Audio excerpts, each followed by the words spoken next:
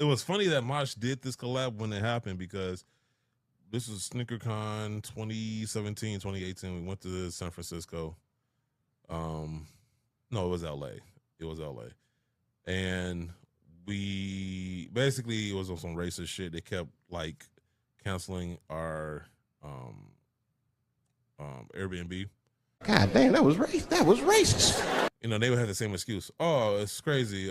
It's already, preoccupied for this weekend. Bitch is still on the website. Like, that's not how this works.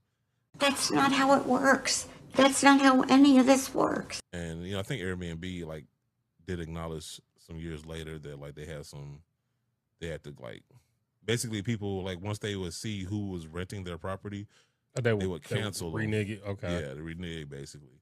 So I think Airbnb started cracking down on that. But anyway, so we are in LA, and it wasn't until we got there that the last Airbnb that we tried to get canceled on us. So now we ain't got nowhere to stay. So now we frantically trying to find somewhere to stay. End up finding this cabin mansion in some mountain area outside of LA, 2 hours outside of LA, by the way. And so it was a nice house. Like I said, it was just 2 hours up a mountain. And so anyway, me and Guru had to I had a room, but then Guru had his own room in the basement, but it had a had a glass door that led out into the wilderness.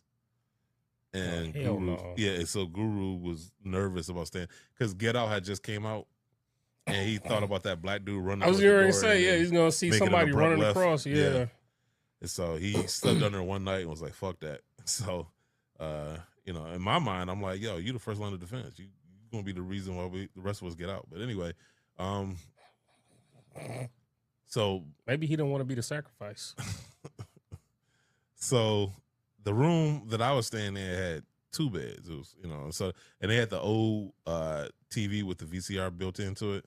Oh, yeah. And so you couldn't watch TV or nothing. Like, so basically, the tape that was in there was stuck in there, and it just played in a loop. Like it would play, stop, rewind, and just play over and over again. Right. And the tape that was in there was Ace Ventura. I love Ace Ventura. Not enough to watch it 20 times in one weekend. Who lodged that tape? I think they did it on purpose. They super glued it in there. You can never get it out. First one. Second one is better, but I mean, I like the first one too. You couldn't make that movie now, by the way. No. But it was hilarious, and so it's a lot of those Jim Carrey movies. Yeah. So that thing just skits that he did on Saturday Night Live, not Saturday Night Live, on Mad TV. Wrong. So they're just playing in a loop to the point where I was just quoting lines from the movie because like it was playing in my sleep. And I mean, I feel like I'm a savant when it comes to movies anyway because I just remember lines from movies for no reason. And so I think like a month or two after that, Mache came out with his Ewings, and I was like, "Yo, I'm buying these just because like it's perfect, right?" And it was based on like his shirt that he wore in the first movie. And so dope shoe. I think they're dope. I still got my pair. Yeah, I remember those. Matter of fact, if I rent Mache, I need those signed, by the way. Yeah, I do remember those. I remember that was I do remember that collab too, because I remember that was different because it was like it was one of those things where it was like almost why.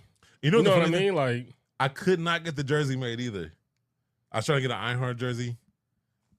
Or a Ray Finkel jersey made. This thing's over here by me. Yeah, I was trying to get a Ray Finkel jersey made. Why couldn't you in the NFL for whatever, like because I remember when I called the I know, right? I remember when I called, the lady was laughing because she was like, "You don't know how many times people call in trying to get a Ray Finkel jersey made." So I did end up getting a shirt made. It was a Ray Finkel football camp, and like the tagline was "Laces Out." Wow, that is a long story, but quite well told. I'm surprised that was never a collaboration. Mitchell and Ness, drop a Ray Finkel, man. Yeah, I don't understand why that would be one of the hardest jerseys ever. Why won't they let people make it when they? I forgot what she said, but she was like, "Man, you don't know how many times you call. I'm trying to we can't do it."